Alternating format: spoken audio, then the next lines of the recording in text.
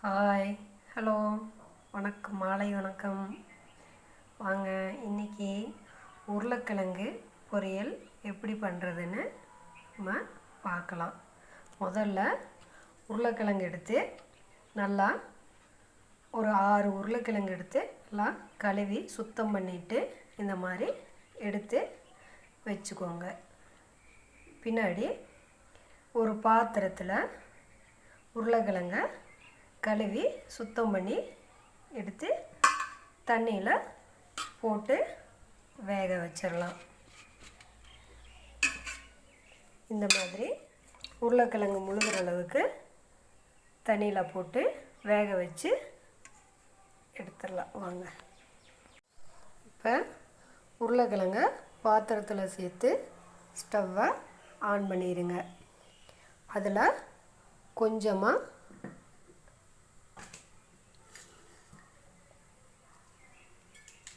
கல்லுப்பு சேர்த்துடலாம்.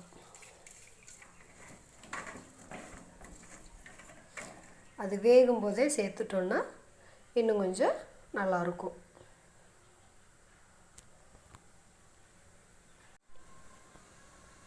குக்கரில் போட்டு வச்சோன்னா அது ரொம்ப குலைவாக வெந்துடும். அதனால் நம்ம ஒரு பாத்திரத்தில் சேர்த்து வேக வச்சுக்கலாம். உருளைக்கிழங்கு இப்போ வெந்துருச்சு. வாங்க பார்க்கலாம். ஒரு ஸ்பூனை வச்சு இப்படி குத்தி பார்த்திங்கன்னா நல்லா தெரியும் வெந்துருச்சா இல்லையான்னு. இப்போ உருளைக்கிழங்கு நல்லா வெந்துருச்சு.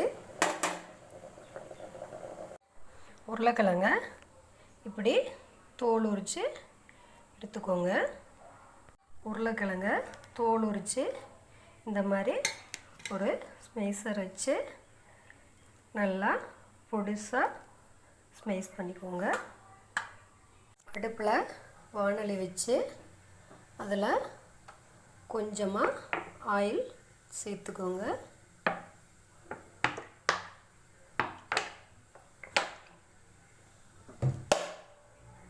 எண்ணெய் நல்லா காஞ்சிருச்சு.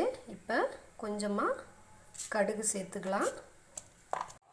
கடுகு பொரிஞ்சிருச்சு. இப்போ நம்ம ஒரு பெரிய சைஸ் ஆனியனை கட் பண்ணி அதோட சேர்த்துக்கலாம்.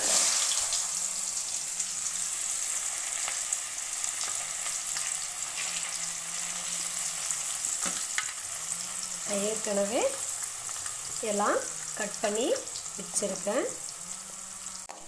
ஆனியன் நல்லா வதங்கட்டும்.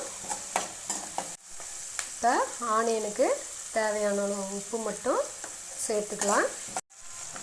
ஆனியன் ஓரளவு வதங்கிடுச்சு. இப்போ ஒரு கொத்து கருவேப்பிலை சேர்த்துக்கலாம்.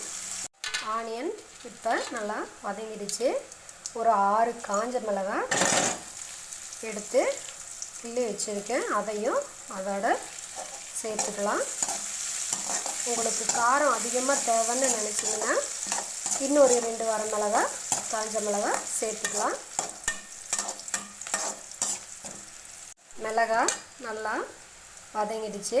இப்போ வேக வச்ச உருளைக்கிழங்க அதோட சேர்த்துக்கலாம். நான் சொன்னேன் இல்லையா, குக்கரில் போட்டோன்னா குழஞ்சிரும். இந்த மாதிரி உதிரியாக வராது. எல்லாத்தையும் சேர்த்து நல்லா கிளறி விடுங்க. இப்போ இதுக்கு தேவையான அளவு உப்பு நம்ம சேர்த்துக்கலாம். ஏற்கனவே போட்ட உப்பு கொஞ்சம்தான் இருக்கும். அதுக்கு தேவையான அளவு இருக்காது, பத்தாம தான் இருக்கும். அதனால் இப்போ கொஞ்சம் நம்ம சேர்த்துக்கலாம். இப்போ உருளைக்கிழங்கு வெங்காயம் எல்லாம் நல்லா கலந்துடுச்சு. இப்போ ஒரு மூடி தேங்காயை நான் துருவி எடுத்து வச்சுருக்கேன். அதையும் இதோட சேர்த்துக்கலாம். உருளைக்கிழங்கு அதில் சேர்த்த தேங்காயை போட்டு நல்லா கிளறி இறக்கிடுங்க. இது வந்து முட்டை பொரியல் மாதிரி சூடான சாதத்தில் வச்சு சாப்பிட்டா அவ்வளோ சூப்பராக இருக்கும். ரசத்துக்கு, சாம்பார் சாதத்துக்கெல்லாம் தொட்டுக்கிறதுக்கு அவ்வளோ அருமையாக இருக்கும். நீங்களும் ட்ரை பண்ணி பாருங்கள். ட்ரை பண்ணி பார்த்துட்டு கமெண்ட்டில் சொல்லுங்கள்.